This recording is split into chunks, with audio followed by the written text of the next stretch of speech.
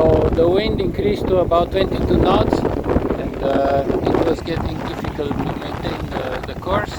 So I took a reef in the main, and I took some more tours in the Genoa. And can you see how the boat is flying now? She's much happier.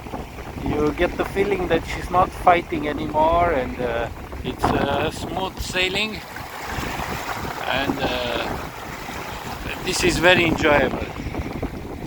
Very, very nice. So yeah, once again, adapting the sails to the current conditions is critical.